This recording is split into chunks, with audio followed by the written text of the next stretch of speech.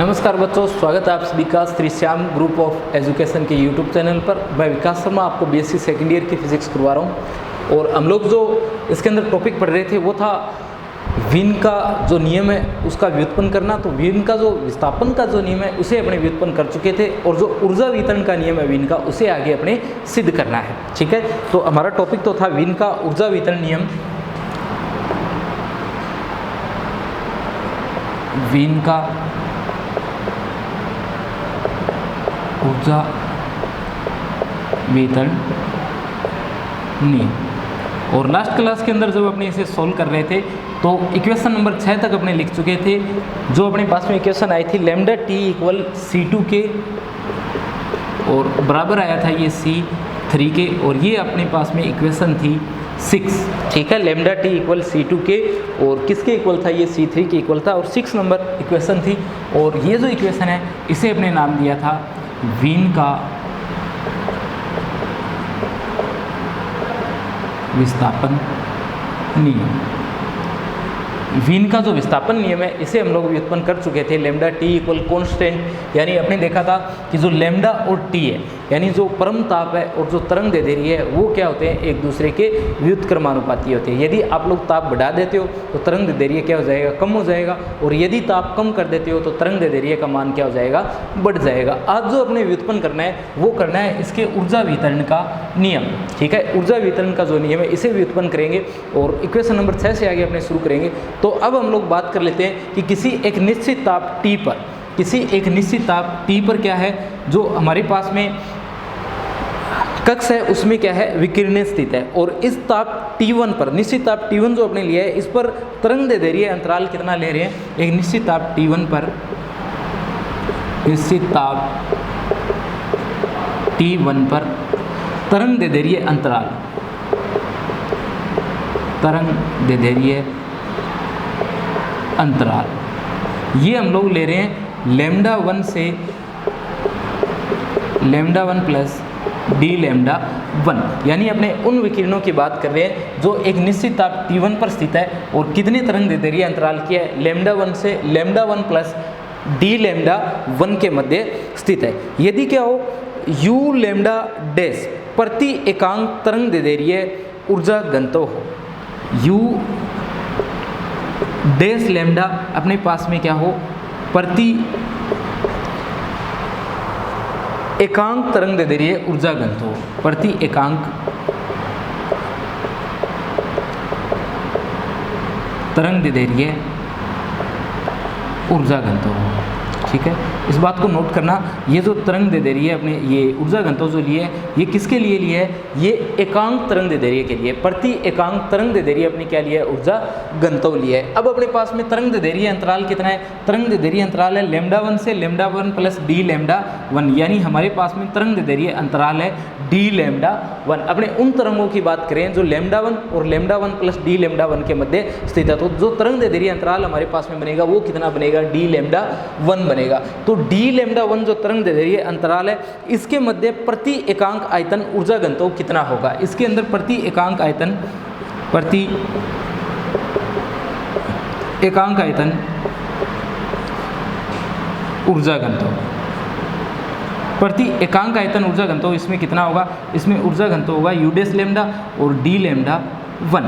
ठीक है, फिर से देखिए अपने क्या कर रहे हैं, अपने एक निश्चित ताप T1 की बात कर रहे हैं। इस निश्चित ताप T1 पर हमारे पास में लैम्डा 1 और लैम्डा 1 प्लस डी लैम्डा 1 तरंग दे रही है अंतराल है, तो अपने पास में तरंग दे रही है अंतराल कितना आया, डी लैम्डा 1 आया। इस तरंग दे रही है अंतराल के अंदर अपने U डैश लैम्डा जो है वो अपने क्या माना है, प्रति एकांक तरंग दे रही है ऊर्जा घनत्व माना है, और तरंग दे रही है अपने पास में कितना है, डी लैम्डा 1 है। तो डी लैम्डा 1 तरंग दे रही है और प्रति एकांक तरंग दे रही है कितना है, U डैश लैम्डा है, तो अपने पास में तरंग दे रही है कितना आ जाएगा, ये आ जाएगा U lambda dash D lambda 1। ये हमारे पास में प्रति एकांक आयतन ऊर्जा घनत्व है। ठीक है, आगे बढ़ते हैं और रुद्धोष्म संप्रसारण के बाद की बात करते हैं कि रुद्धोष्म संप्रसारण के बाद में जो ताप है वो क्या हो जाएगा, ताप घट करके T2 हो जाएगा। जब यहाँ पर क्या होता है, रुद्धोष्म संप्रसारण होता है, जब रुद्धोष्म प्रसरण होगा तो ताप जो है वो घट करके कितना हो जाएगा, T2 हो जाएगा, और तरंग दे रही है अंतराल भी लैम्डा 2 से लैम्डा 2 प्लस डी लैम्डा 2 हो जाएगा। यानी अपने कौन से तरंग दैर्ध्य अंतराल की बात करेंगे, डी लैम्डा 2 तरंग दैर्ध्य अंतराल की बात करेंगे। तो ताप तो T2 है और तरंग दैर्ध्य अंतराल कितना है, डी लैम्डा 2 है। इस तरंग दैर्ध्य अंतराल की बात करते हैं और इसके अंदर जो प्रति एकांक आयतन ऊर्जा घनत्व है उसे अपने कितना मान लेते हैं, U डबल डैश लैम्डा मान लेते हैं। तो इससे प्रति एकांक आयतन ऊर्जा घनत्व कितना आएगा, इससे प्रति एकांक आयतन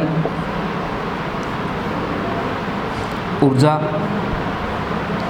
घनत्व, तो इससे प्रति एकांक आयतन ऊर्जा घनत्व जो आएगा वो आएगा U डबल डैश लैम्डा और D लैम्डा 2। ये हमारे पास में क्या है, ये प्रति एकांक आयतन ऊर्जा घनत्व का मान है। ठीक है, अपने आगे बढ़ते हैं और जो हमारे पास में समीकरण 6 उस समीकरण 6 से बात कर लेते हैं। तो समीकरण 6 से आप लोग देखोगे कि जो लैम्डा है और टी जो है वो क्या है, एक दूसरे के व्युत्क्रमानुपाती है। तो समीकरण 6 से हम लोग क्या लिख सकते हैं, समीकरण 6 से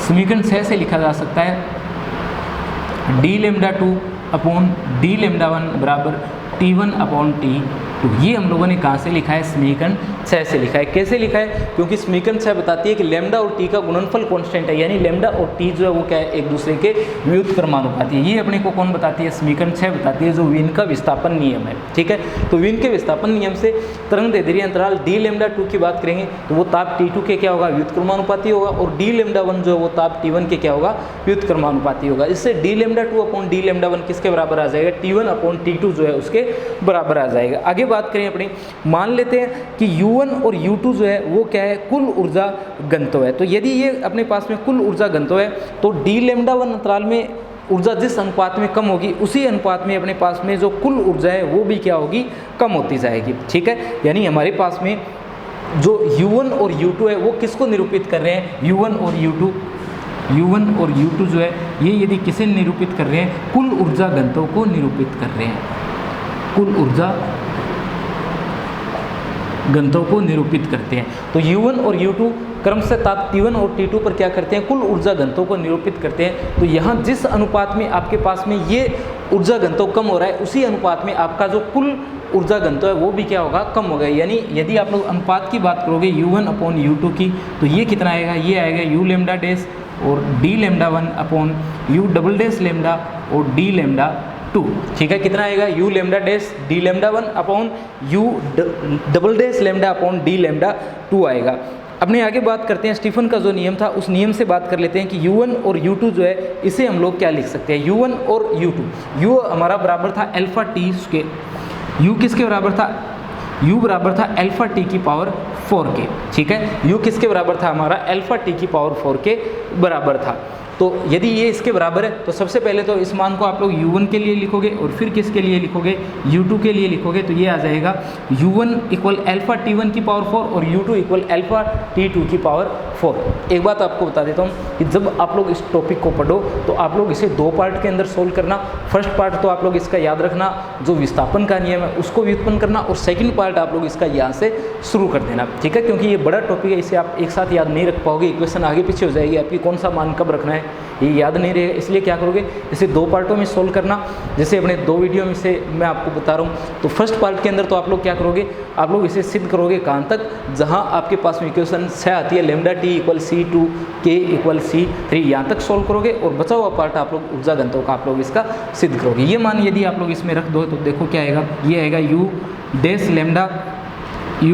लैम्डा और D lambda 1 upon U double dash lambda D lambda 2 और किसके बराबर, अल्फा T1 की पावर 4 और अल्फा T2 की पावर 4। ठीक है, ये मान जो आपके पास में आ जाएगा। इससे अल्फा से अल्फा क्या हो जाएगा, निरस्त, तो आपके पास में मान बचेगा U dash lambda D lambda 1 upon U double dash lambda और D लैम्डा 2 किसके बराबर, T1 की पावर 4 अपॉन T2 की पावर 4। ठीक है, ये मान जो आपके पास में बन जाएगा। ये जो मान आपके पास में आया है D lambda 1 upon D lambda 2, ये मान आपने एक जगह लिख रखा है, ये देखिए यहाँ लिख रखा है। तो ये जो हमारे पास में मान आ रहा है D lambda 2 upon D lambda 1, इसे आप लोग यहाँ रख दोगे। तो जब आप इसे यहाँ रखोगे तो देखिए ये व्युत्क्रमानुपाती रिलेशन है अपने पास में, तो जहाँ 1 आया वहाँ 2 आएगा, जहाँ 2 आया वहाँ क्या आएगा, 1 आएगा। तो ये आप लोगों के पास में बनेगा U dash lambda upon U double dash lambda, और जहाँ 1 लिखा हुआ है वहाँ 2 लिख दो, जहाँ 2 लिखा हुआ है वहाँ 1 रख दो और ये बन जाएगा t1 की पावर 4 और t2 की पावर 4। ठीक है, तो ये हमारे पास में क्या आ जाएगी, एक इक्वेशन आ जाएगी। इसे यदि आप लोग थोड़ा आगे सोल्व करो, आगे हटा करके यहाँ लिख देता हूँ मैं।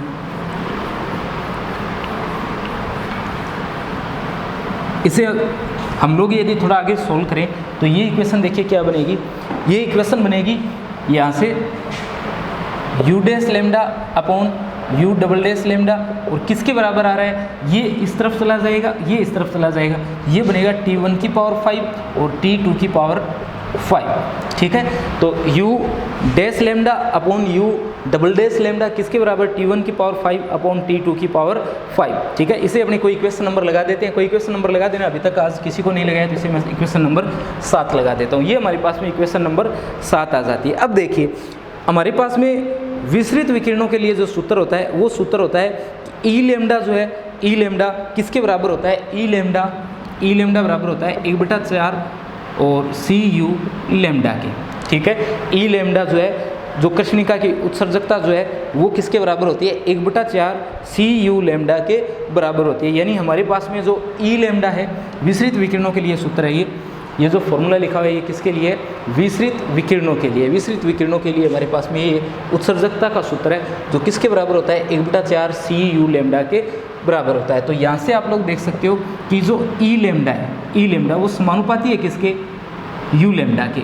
ई लेमडा किसके समानुपाती है, यू लेमडा के समानुपाती है। यदि ये इसके समानुपाती है तो आप लोग इसे क्या लिख सकते हो, तो आप लोग समीकरण 7 को लिख सकते हो you dash lambda U double dash lambda किसकी इक्वल, ई लेमडा ई डैश लेमडा और ई डबल डैश लेमडा किसकी इक्वल, t1 की पावर 5 और t2 की पावर 5। इस तरीके से हम लोग इसे लिख सकते हैं। इसे थोड़ा और सोल्व करो आप लोग, जैसे पहले तो आप लोग इन्हें क्रॉस मल्टीप्लाई कर दो, इस तरीके से लिखो ई डैश t2 की पावर 5 बराबर E double dash lambda t1 की पावर 5। ठीक है, इसे लिख दिया और फिर आप लोग क्या करोगे, इसे आगे ले जाओ और इसे इस साइड ले आओ, तो ये क्या बनेगा, यदि ऐसा आप लोग करते हो तो ये बनता है t1 की पावर 5 बराबर ई लेमडा डबल डैश और t2 की पावर 5। और इसे हम लोग क्या लिख सकते हैं, इसे लिख सकते हैं ई लेमडा डैश और t1 की पावर -5 और E double dash lambda t2 की पावर -5। और ये किसके बराबर है, ये किसी न किसी कांस्टेंट के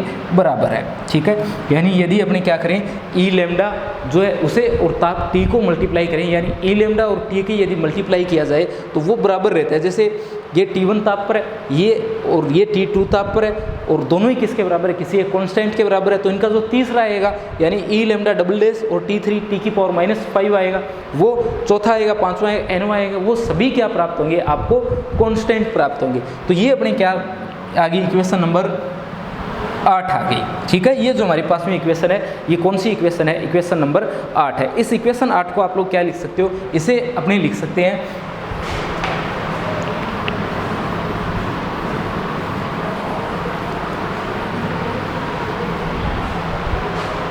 जो इक्वेशन नंबर 8 है, ये मैंने आपको बता दिया कि ये 1 के लिए लिखते, 2 के लिए लिखते, 3 के लिए लिखते, सभी किसके बराबर आती, कांस्टेंट के बराबर आती। तो व्यापक रूप में आप लोग लिख देते कि जो ई लेमडा है और टी है इसकी पावर -5 है, ये किसके बराबर है, किसी एक कांस्टेंट के बराबर है। और समीकरण नंबर कितनी प्राप्त हो जाती है, आपको 9 प्राप्त हो जाती है। ई लेमडा टी की पावर -5 इक्वल कांस्टेंट। ठीक है, अब देखो समीकरण 6 और समीकरण 9 जो आपने लिखी है ये एक साथ क्या होनी चाहिए, संतुष्ट होनी चाहिए। ठीक है, और समीकरण 6 में लेमडा टी क्या है, अपने पास में एक नियतांक है, तो ये समीकरण 6 जो है इसके अंदर जो नियतांक है वो क्या होना चाहिए, लेमडा टी का फलन होना चाहिए। ठीक है, और इसलिए अपने क्या कर लेते हैं, वो जो कांस्टेंट है इसे ए एफ लेमडा टी के रूप में अपने लिख देते हैं। ठीक है, देखिए ये अपने को बोल रहा है कि जो समीकरण नंबर 6 आपको प्राप्त हो रही है और जो समीकरण नंबर 9 आपको प्राप्त हो रही है, ये दोनों समीकरणें जो है वो क्या होनी चाहिए, एक साथ संतुष्ट होनी चाहिए। एक साथ संतुष्ट इसलिए होनी चाहिए कि दोनों के दोनों वीन के नियम है, और दोनों नियम किस पर आधारित है, लेमडा टी इक्वल कांस्टेंट जो अपने लिख रखा है इस पर आधारित है। तो यदि अपने ये दोनों समीकरणें सही है तो दोनों समीकरणें जो है वो एक साथ क्या होनी चाहिए, संतुष्ट होनी चाहिए। तो एक साथ संतुष्ट होने के लिए समीकरण 6 में आप लोग देख सकते हो कि लेमडा टी का जो मान आ रहा है वो किसके बराबर आ रहा है, एक नियतांक के बराबर आ रहा है। और यहाँ जो नियतांक आ रहा है वो फिर क्या होना चाहिए, फलन होना चाहिए किसका, लेमडा टी का। ठीक है। यहाँ जो ये कांस्टेंट है ये एफ लेमडा टी का क्या होना चाहिए, कोई ना कोई फलन होना चाहिए जिससे दोनों समीकरण क्या हो जाए, एक साथ संतुष्ट हो जाए। और इसे मैं क्या कर देता हूँ, कैपिटल ए से मल्टीप्लाई कर देता हूँ। कैपिटल ए क्या है, यहाँ पर कोई एक नियतांक है, ए का मान जो है वो यदि कोई कमी रह जाएगी इनके बराबर रहने में तो उससे वो क्या हो जाएगा, संतुष्ट हो जाएगी। यानी ए जो है उसका मान 1 2 3 4 5 6 कुछ भी हो सकता है जिससे ये समीकरण अपने क्या हो, संतुष्ट हो। ठीक है, तो अब अपने जो ये समीकरण है इसे क्या लिख सकते हैं, इस समीकरण को हम लोग लिख सकते हैं, देखना इस प्रकार से अपने लिख सकते हैं ई लेमडा टी की power -5 equal A F lambda T. ठीक है, क्या लिख सकते हैं, ई लेमडा टी की पावर -5 और A F lambda T. T की पावर -5 को यदि मैं आगे ले जाऊं तो देखिए ये क्या बनेगा,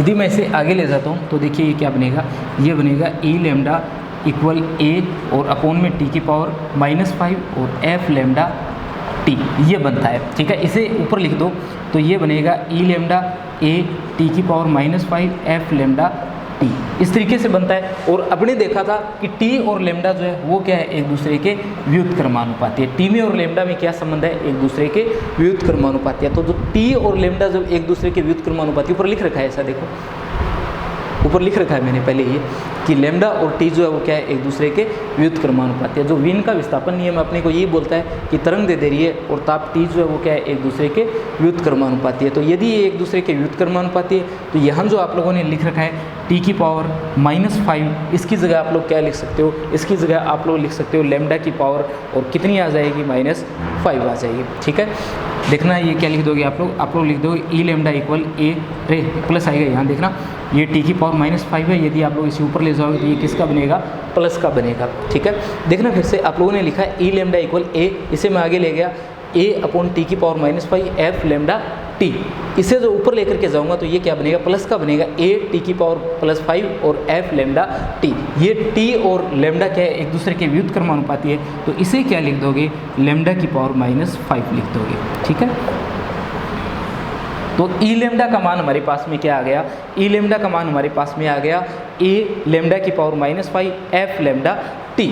ठीक है, ये अपने पास में क्या आ गया, ई लेमडा का मान आ गया। और इसे मैं क्या कर देता हूँ, इसे लिख देता हूँ ई लेमडा डी लेमडा बराबर ए लेमडा की power -5 F lambda T into D lambda. ये जो समीकरण हमारे पास में आई है, समीकरण नंबर देखना कितनी है, समीकरण नंबर 10 जो आई है, इस समीकरण 10 को क्या कहा जाता है, समीकरण 10 को कहा जाता है वीन का ऊर्जा वितरण का नियम। वीन का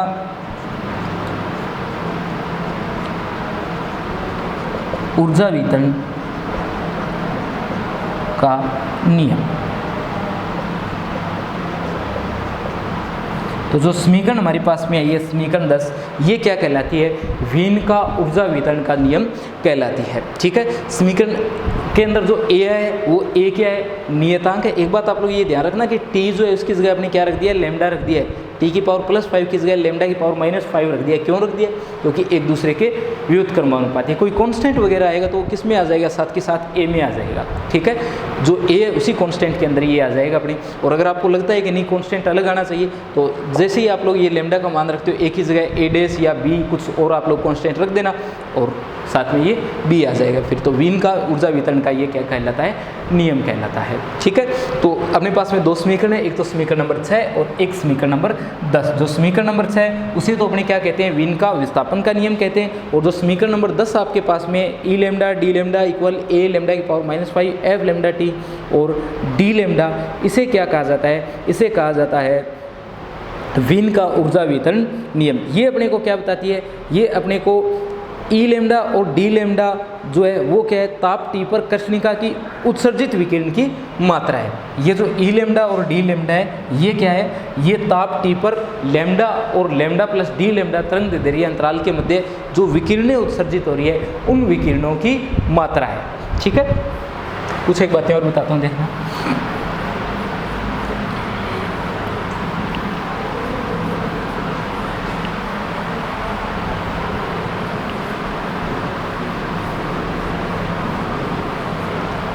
तो समीकरण नंबर 6 तो क्या है, वीन के विस्थापन का नियम है। और ये जो लिख रखा है ई लेमडा डी लेमडा बराबर ए लेमडा की पावर -5 और एफ लेमडा टी और डी लेमडा, ये हमारे पास में क्या है, वीन का ऊर्जा वितरण का नियम है। इस नियम के अंदर जो हम लोगों ने ई लेमडा और डी लेमडा लिख रखा है, ये उत्सर्जित विकिरणों की मात्रा बताती है। और ये विकिरणें किस ताप पर उत्सर्जित हो रही है, तो ये विकिरणें टी ताप पर उत्सर्जित हो रही है। और लेमडा प्लस डी लेमडा तरंग दैर्ध्य अंतराल के मध्य उत्सर्जित हो रही है। तो डी लेमडा तरंग दैर्ध्य अंतराल है और टी ताप है, उस पर उत्सर्जित विकिरणों की मात्रा कितनी आती है, ई लेमडा और डी लेमडा आती है। किसके अकॉर्डिंग, वीन के ऊर्जा वितरण के नियम के अकॉर्डिंग। ठीक है, अब बात करते हैं अपने इसकी जो प्रायोगिक व्याख्या है और सैद्धांतिक व्याख्या है, उनकी तुलना करते हैं। तो मैंने आपको बताया था कि जो कृष्णिका विकिरण की ऊर्जा है, उनके वितरण का सबसे पहले प्रायोगिक जो अध्ययन है वो किसने किया था, इसका प्रायोगिक अध्ययन किया था सबसे पहले लुमर और प्रिंगसेम ने। किसने किया था, लुमर और प्रिंगसेम नाम के जो वैज्ञानिक थे उन्होंने किया था। ठीक है, उन्होंने क्या किया था, प्रयोग किया था और उसके द्वारा जो विकिरण थी उनके बारे में बताया था और एक ग्राफ खींचा था। उन्होंने क्या किया था, एक ग्राफ खींचा था, किसके मध्य, जो लेमडा है और जो अपने पास में ई है, उस ई लेमडा के मध्य। वो ग्राफ आपको कुछ इस तरीके का प्राप्त हुआ था, कुछ इस तरीके का ग्राफ अपने को प्राप्त हुआ था। और ये जो मान है अपने को यहाँ क्या मिला था, अधिकतम मिला था। यानी ये किसी ताप टी पर खींचा गया था और इसके अंदर उसने क्या किया था, उसने अपने को बताया था कि जो अपने पास में उत्सर्जित विकिरणों की मात्रा है, वो उत्सर्जन क्षमता जो है उसका मान एक बार तो क्या होता है, जैसे ही ताप बढ़ाती है वो बढ़ता है और एक निश्चित मान जो है, यानी जो लेमडा का निश्चित मान है, जैसे यहाँ लेमडा एम है, उस पर जाकर के अधिकतम हो जाता है और उसके बाद क्या आता है, वो न्यूनतम की ओर बढ़ता है। यानी एक बार बढ़ता है, फिर अधिकतम होता है और उसके बाद क्या हो जाता है, न्यूनतम होता है। अधिकतम कहाँ होता है, लेमडा एम तरंग दैर्ध्य पर होता है। ये अपने को किसने बताया था, ये अपने को प्रायोगिक व्याख्या जब इसकी की थी तो लुमर और प्रिंगसेम नाम के जो वैज्ञानिक थे उन्होंने बताया था। अपने आगे बढ़ते हैं, टॉपिक की बात करते हैं। जो अब अपने टॉपिक पढ़ रहे हैं, जो अपने किसका नियम है, वीन का ऊर्जा वितरण का नियम है। तो जब वीन के ऊर्जा वितरण जो कौन सा नियम है, जो सैद्धांतिक व्याख्या है, ये तो इसकी प्रायोगिक व्याख्या है और ये क्या है, सैद्धांतिक व्याख्या जो किसने की है, वीन ने की है। तो जब इन दोनों की तुलना की जाती है, सैद्धांतिक व्याख्या की और प्रायोगिक व्याख्या की तुलना की जाती है, तो तुलना करने पर अपने देखते हैं कि जो वीन का नियम है ये केवल लघु तरंग दैर्ध्य के लिए क्या करता है, अपने को सही मान देता है। ठीक है, प्रायोगिक मानों से तुलना करने पर अपने को पता चलता है कि ये नियम जो है वो लघु तरंग दैर्ध्य प्रास के लिए क्या है, बिल्कुल सही है। ये सिर्फ किसके लिए सही है, जो लघु तरंग दैर्ध्य प्रास है, उस लघु तरंग दैर्ध्य प्रास के लिए ये क्या करता है, सही मान देता है। लघु तरंग दैर्ध्य प्रास के लिए ये क्या करता है, सही मान देता है और दीर्घ तरंग दैर्ध्य प्रास के लिए ये जो है वो सही मान नहीं देता है। ठीक है, तो लघु तरंग दैर्ध्य के लिए तो सही मान देगा, परंतु जैसे ही तरंग दैर्ध्य क्या हो जाएगी, बढ़ जाएगी, अपने वीन का जो नियम है वो वहाँ पर लागू नहीं होगा। जैसे इस ग्राफ से यदि तुलना करें तो ये जो मान देगा, ये मान यहाँ तक तो ठीक देगा, परंतु इसके बाद में क्या होगा, इसके बाद में ये प्रायोगिक जो अपने ग्राफ है उससे क्या दर्शा देगा, विचलन दर्शा देगा। तो आप लोग ये बात ज़रूर याद रखना कि जो वीन का नियम है ये सिर्फ किसके लिए काम में आएगा, ये काम में आएगा सिर्फ लघु तरंग दैर्ध्य प्रास के लिए। दीर्घ तरंग दैर्ध्य प्रास के लिए ये नियम जो है अपने लागू नहीं होगा। और अगर आप लोग आवर्ती के रूप में बात करोगे तो तरंग दैर्ध्य की विपरीत होगी, तो लघु तरंग दैर्ध्य के लिए सही है और दीर्घ तरंग दैर्ध्य के लिए जो मान प्राप्त होंगे वो क्या प्राप्त होंगे, इससे गलत प्राप्त होंगे। तो ये अपने जो है वो पूर्ण रूप से प्रायोगिक जो अपने पढ़ा था उसकी व्याख्या नहीं कर पाता है। ठीक है, अब अपने यहाँ पर एक नया नियम काम में आता है, वो नियम है रेले जीन्स का ऊर्जा वितरण नियम। ठीक है, दूसरा नियम हमारे पास में क्या आता है, दूसरा नियम आता है रेले जीन्स का ऊर्जा वितरण नियम। तो आपने देखा कि ये लघु तरंग दैर्ध्य के लिए तो काम कर रहा है, परंतु जैसे ही तरंग दैर्ध्य क्या हो जाती है, दीर्घ हो जाती है, तो वीन का जो ऊर्जा वितरण नियम है ये अपने लागू वहाँ पर नहीं हो पाता है। देखो आगे,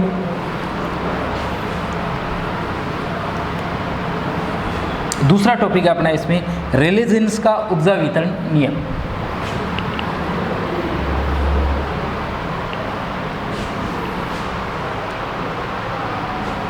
दूसरा टॉपिक अपना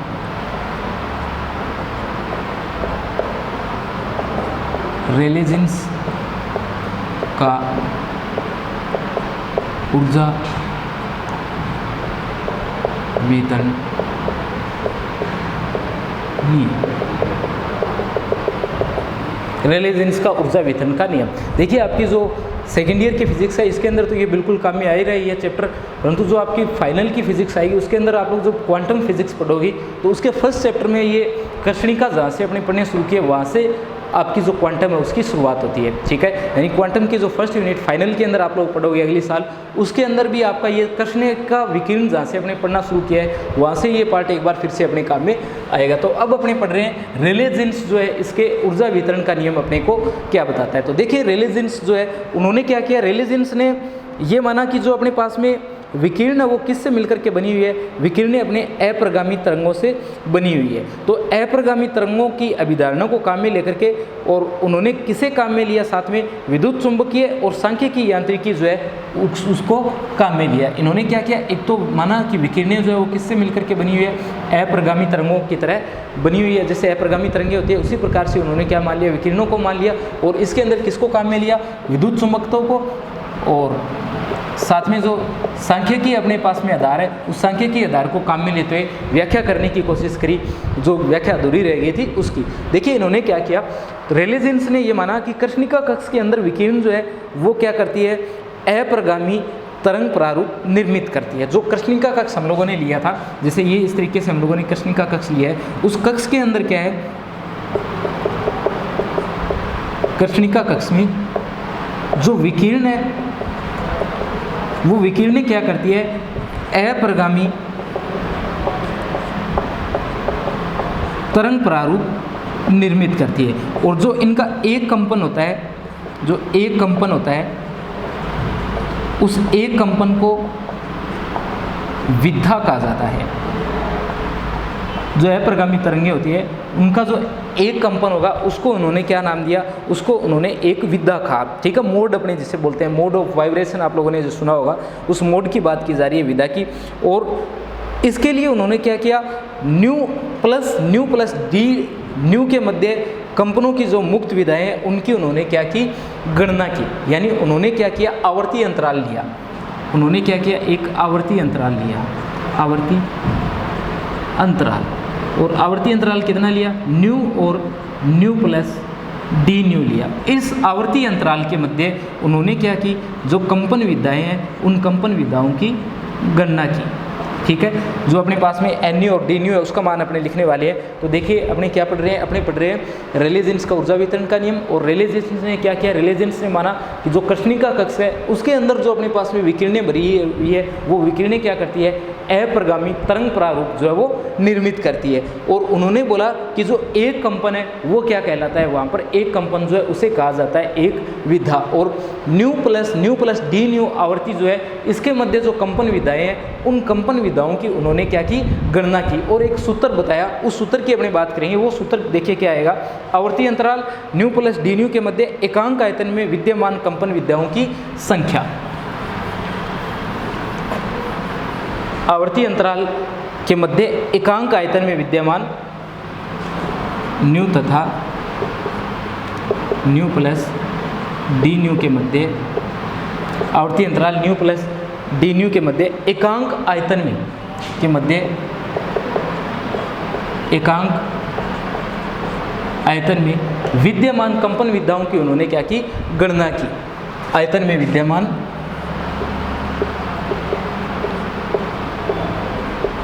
कंपन विधाएं और उनकी गणना से उन्होंने क्या किया, एन न्यू और डी न्यू का मान ज्ञात किया। ये न्यू है भी, एन न्यू और डी न्यू, ठीक है। ये मान आया 8 पाई न्यू स्क्वायर और सी क्यूब और डी न्यू। कितना आया, 8 पाई न्यू स्क्वायर अपॉन सी क्यूब और डी न्यू, ये न्यू है। इसका बचा हुआ पार्ट अपने नेक्स्ट वीडियो में देखेंगे, ठीक है। अभी अपने क्या किया है, अभी सिर्फ अपनी कंपन विधाओं की गणना की है, और ये कंपन विधाएं जो है इनकी जब गणना की तो उनकी संख्या जो है, ये संख्या है कंपन विधाओं की, इस बात का ध्यान रखना। ऊर्जा नहीं है, ऊर्जा तब आएगी जब अपने इसे KT से मल्टीप्लाई करेंगे। तो कंपन विधाओं की संख्या क्या है, NU DNU, और किसके बराबर, 8 pi nu square upon C³ और D न्यू के बराबर। ठीक है, बचा हुआ पार्ट अपन नेक्स्ट वीडियो में देखेंगे।